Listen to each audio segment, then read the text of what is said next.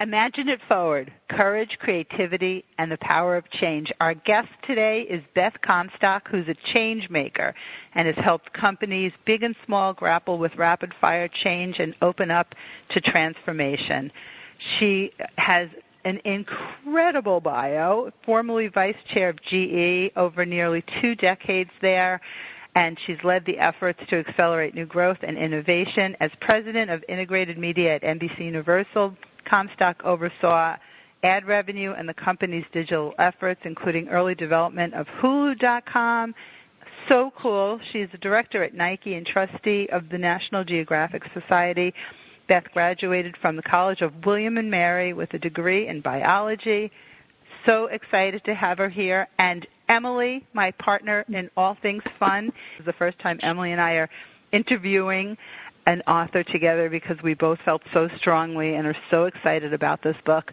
Welcome, Beth. Robin and Emily, thanks for having me. It's really fun to be doing it with both of you together and to be your guinea pig.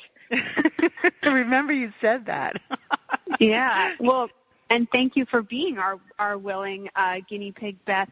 We were wondering if you could just start us off by telling our listeners a little bit about Imagine It Forward and what you lay out in this book. Yeah, well, basically it's a somewhat personal take on navigating change within an organization. I happen to work for a very, very big company, but at the end of the day, I think what makes change relevant is it's all about learning to change yourself and the teams you work with. So the fact that I work for a big company, I think, is just the backdrop. And really what I was trying to do was to share lessons learned, the things I wish I would have known at the time, and especially trying to target people who were kind of in the middle of their career, trying to figure it out, and the frustration and messiness that comes with the change we have to make and what we have to do to keep up with change in the world today.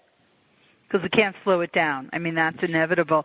And it's funny, so you're with GE, and all I keep thinking of when I hear it is, as I remember going to Disney World as a kid, and the GE, the rides they had there, and all of the innovation. Yeah, the Carousel of Progress. That carousel, that was like amazing. And all I'm hearing in my head is that loop.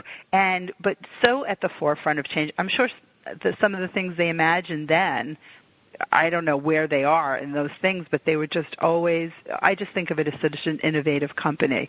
It must be amazing what you've seen in all of those years there. You know? Yeah, I mean, I think for a company like that, for any company that's been around for a while, I mean, look, Facebook just turned 15, so they're kind of growing up. I mean, GE is 130 years old. You don't get to be these age of companies if you don't learn a thing or two about change. I mean, you talked about the Carousel of Progress. I mean, they were thinking of more, sort of everyday kinds of changes. Yet in the backdrop, they were like, it was very consumer focused, appliances, things like that. Yet in the backdrop, here was a company that was figuring out jet engine science and energy science. And so I think that's what you have to learn in any organization is you have to figure out how to change. So I left at the end of 2017, there was a leadership change at GE. Part of the GE story, GE's had a tough couple of years because it's a complex story. I mean, again, part of the change that comes in being an older company is you have to deal with the legacy as well as the new. And it was challenging. And so the CEO at the time, Jeff Immelt, left, and I left in a leadership change. New guy, new team, basically. And so since then, I've put the book out and had to make change incredibly personal for me once again, to realize that even though I say I'm a change maker, it doesn't mean I always like change, especially the change that's foisted on you, that you don't have control on, which for most of us is a lot of the change we have to deal with. And, I was always, in my company job, I was the one who was about what's new and next and trying to introduce the new things. And also people, you have to be careful because people are like, well, what do you know? And it's a little bit of like, well, you can be annoying. Hey, I've seen this new thing. Well, okay, but driverless cars, why do I care today? So, and I realized in the early part of my career, especially, that was annoying. And I had to learn how to kind of even change the excitement I had for some of these things. So even if it's in the best sense of it, It can be a difficult proposition. I'm going to add that as an addendum to your book. Watch how you deal with your own annoyance and be aware True. of irritation. But enthusiasm is just so, I think that also it's so catchy. And what I enjoy about people who just are so full of energy and suggestions is you sort of take what is meaningful to you. Emily and I were discussing the cover, which we love. Oh, yeah, thanks. I love the cover, too. It's an interesting story. One, it was designed by a designer I love. He does beautiful book covers. His name's Rodrigo Corral. And why I was drawn to this is, well, you probably know from other books you've read. He's amazing. And I loved I love the optimism of it. This idea, I could have called the book Fail Forward. In fact, I kind of debated with my editor at one point. I think that seemed interesting. But it was this sense of kind of you have to keep trying things. You have to keep imagining and keep this resilience comes up in you. And so the wad of paper has to be optimistic. And I thought he just nailed it when he got that. We tried, just so you know, we probably had 6 months worth of failed cover attempts until we got to Rodrigo. So he was a savior in a lot of ways. Yeah. His work is really brilliant. But yeah, we were looking at the cover and kind of like rolled up ball of paper kind of came to both of us, but also at the same time maybe like in part a human brain or something, just kind of like that thoughtfulness. So we had a lot of fun interpreting the cover of. I love that. I love the human brain aspect of it. I can see that. No, it's funny. I hadn't thought of that. I think that's very imaginative. There we go. Thank you. It all works together, and we're chatting with Beth Comstock. You can visit her website at Beth Comstock. It's .info, right? Is that right? Right. Uh-huh. Yeah. Okay, BethComstock.info. You can find her on Twitter and on Instagram. One of the things I loved, I don't remember where it was, one of your quotes, it said, get out and kind of discover new things. Put yourself in uncomfortable positions because you're going to find out something about yourself and an opportunity that might not have existed. And that is so true. I think we may blow this up and hang you up somewhere in the house. Okay. There's just such a big world out there. And how do you break that down into manageable pieces? Like, what are some steps and some things that you share? Yeah, well, we're kindred spirits if you gravitated to that, because that really to me is an essential mantra, this idea of make room for discovery. And I feel like I write in the book, as I said earlier, it's personal, so I felt it was important to share personal perspective, but I'm by nature a more reserved, shy, introverted person. And so to kind of get out into new situations, especially ones that are weird, I had a lot of work to do to get out of my own way. But once I realized that my curiosity was kind of my ticket, it opened this world for me. And so I just saw in the course of business, often people think it's frivolous. Networking seems silly, it just seems like a waste of your time, or you're just meeting people who are trying to sell you, or what can you possibly learn from someone who's not in your field? So those are the things I think we fight against, and just I don't have time to do it. But I learned, if I didn't make room for discovery, I would not have been successful in my job and ultimately my career. So what are some things I recommend? One is just don't subscribe to those beliefs that there's no value in there. Get out there, go see for yourself. And I'll give you an example. I share in the book going to Saudi Arabia at a time when there were a few women in my company who'd even been, and they were, my colleagues, I don't go to Saudi. I don't like the way they're treating women. Well, I didn't either, but had I not gone to see for myself, we never would have understood the health issues that were there. We created a whole women's breast cancer initiative. And I met some of the most amazing women I've ever known by going to see for myself. So I think one, just have to say, I'll take it in, but am I able to go see this for myself? And so that would be one of the first things. Two, just go to places where you're going to learn something new. It could be something as simple as going to an art museum, a new retail store that's opened, a new pop-up down the street, a startup, a university lecture. What's something maybe I'm interested in that I can go learn more about in a way that's, not going to put yourself out there too much. Another thing I like to recommend people to do, just simple things, is Take a new route to work and see what you discover. You probably drive or walk the same way every day. Take another route and see new things that you didn't know existed. If you're going through the airport, pick up a new magazine or a book on something you never want to read. I challenged someone to do this recently, and she got back to me and said, yeah, I picked up a magazine on wrestling. And I love that she did that. I don't know how good it was for her, but she said it was a fun read. So those are just a few things. You know, you just have to push yourself, I think, to get out there. Yeah, and kind of apropos of that, Beth, like you mentioned, you're a little bit more reserved, or that's kind of a little more of your nature. And so as someone who identifies as an introvert myself, you know, I felt like there was a lot in this book that really spoke to me about, you know, just kind of how I work and using it as a strength, but also pushing myself. And so I'm curious if you could elaborate a little bit more on that, how what you've learned about yourself as an introvert, how it's worked to your benefit, and some other things that you may have done just throughout your career to either push yourself or encourage the introversion. Yeah, so great question. And the first thing is just I said before, I think networking is really important, and most of us think it's kind of cheesy. You go and you're like, hey, I know you, you know me. What do you do with that? They're going to try to sell me. And if you're an introvert, like that's your worst nightmare, to show up at a group of an event where everybody's just glad handing and introducing themselves. So I would often go to these things, and then I'd turn around and go home. I'd be like, okay, I went. Well, what did I learn? Nothing. And so I had to make it a challenge to go and say, okay, I'm going to introduce myself to one person, okay? Yep. Emily, I'm going to come and introduce myself to you. And as opposed, and then I'd say, okay, I met Emily, now I'm going to go home. Next time it would be 2. But then after that, I had to do more than just, hi, Emily, I'm Beth. Like, what do you do? I mean, that's kind of a boring set of conversations. So I had to learn to, again, tap that curiosity. And instead of saying, hi, Emily, what do you do? Hi, Emily, like, you know, what did you learn today? What trends are you watching? What's an interesting thing you took from this conference or whatever? So I had to turn it into a bit of a learning discovery so that I felt there was value and create a relationship with someone. So that's an example of fighting your own instincts, which are just to turn around and go home, you know, like go and like, you know, stand by the snack tray or something and then go home.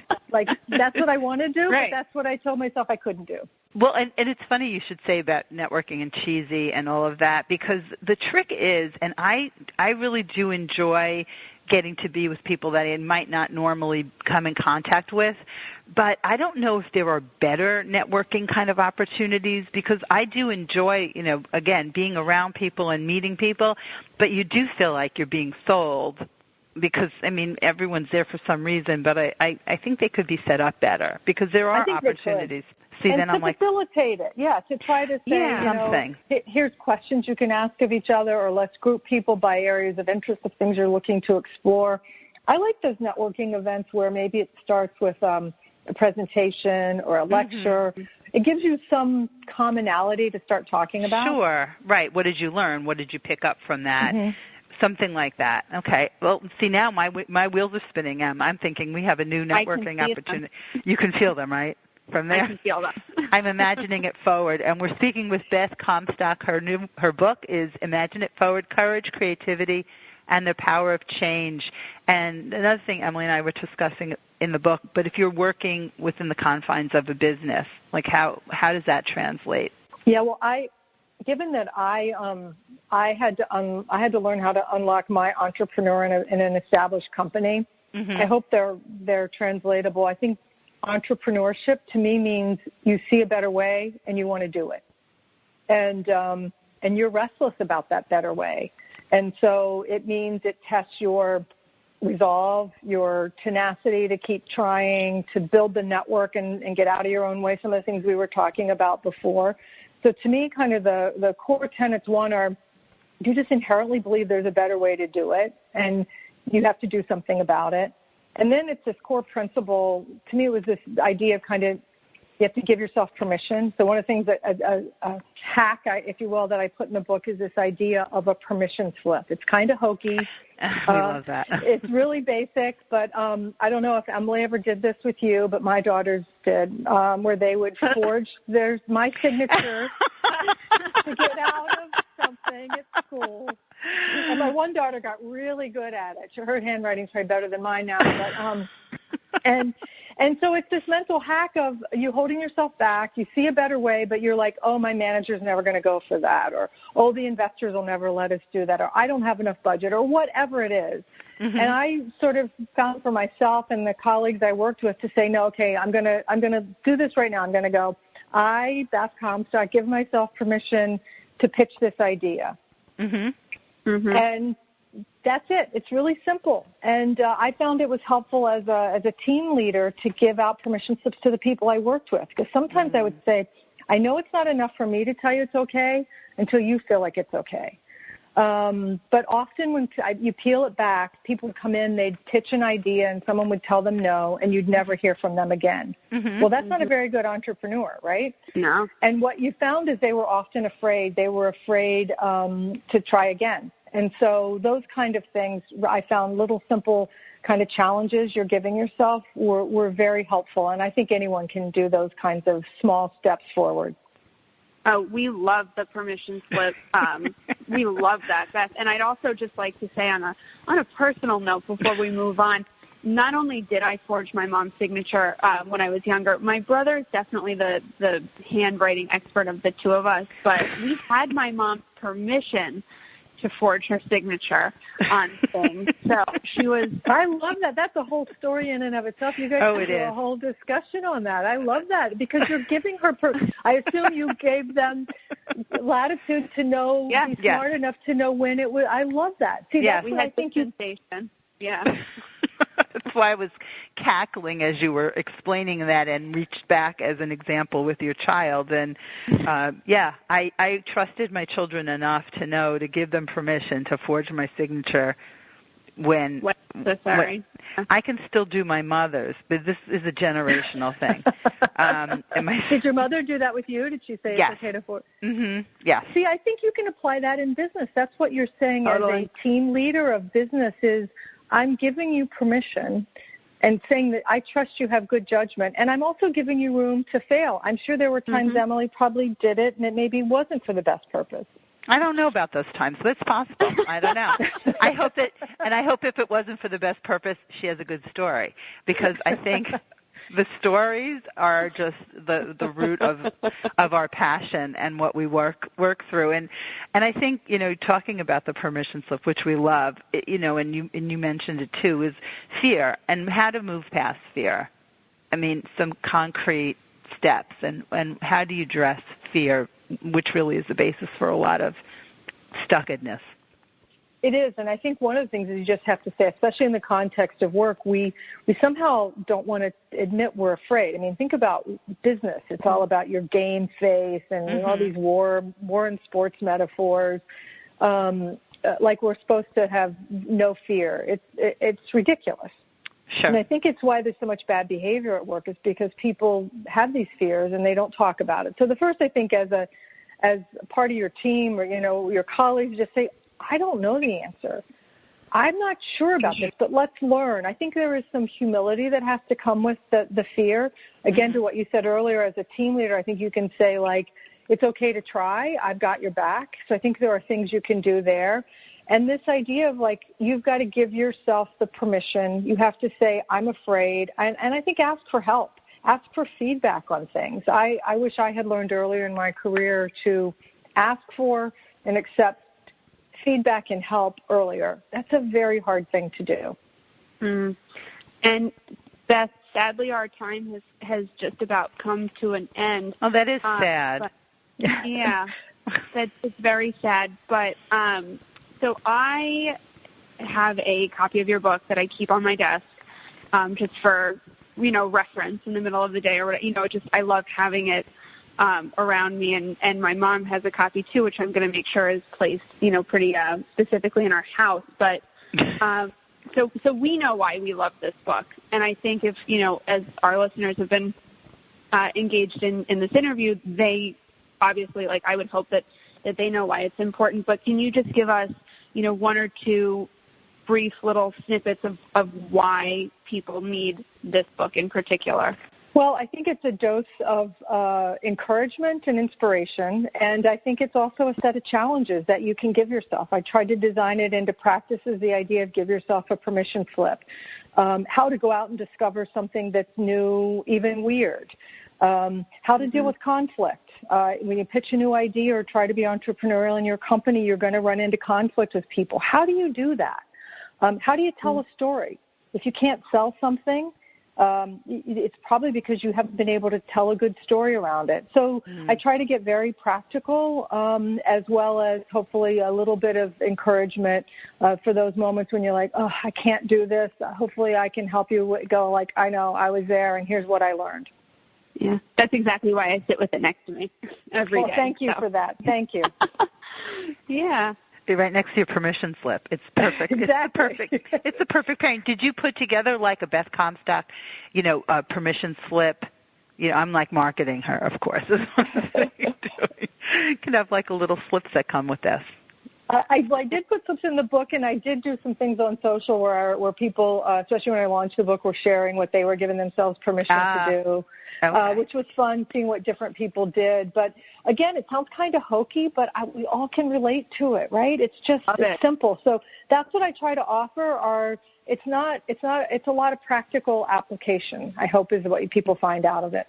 We love hokey, and again, I have to go back to weird because they're true, and they're things that people can relate to, and we are so excited to share this book with everybody, and I'm glad that we do have our 2 copies so that we don't have to, share. Yeah, give ourselves permission to share. Yeah, God forbid. And it's Imagine It Forward. It's Beth Comstock. Find her on Twitter, on Instagram. Are you on Facebook, or did I not say? I'm on Facebook. I'm on all platforms. Oh, okay.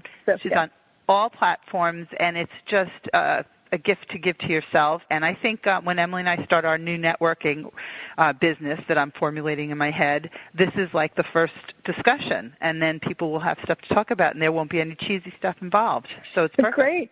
And maybe you can add a special shout-out to the introverts at your networking event. Yeah. I think that's a great way to do it. Awesome. All right. We're going to continue this conversation. Emily, Beth, this was so much fun. Thank you so much. Thank you. Thanks for the opportunity, and thanks for reading the book. I really appreciate it.